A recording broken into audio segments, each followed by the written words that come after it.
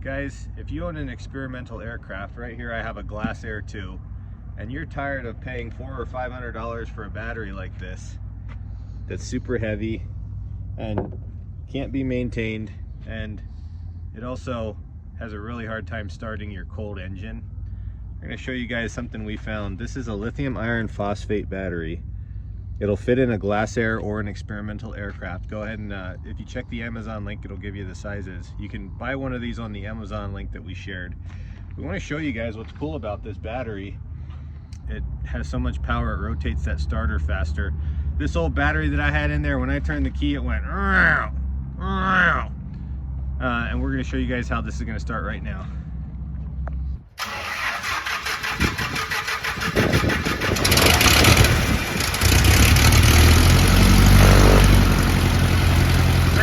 Okay guys, so instead of paying $400 for one of those batteries that goes bad after a year, right here, a Banshee Marine starter battery. We have a Amazon link in the description. For $213, you can have a battery that'll last you 10 years, up to 100 years.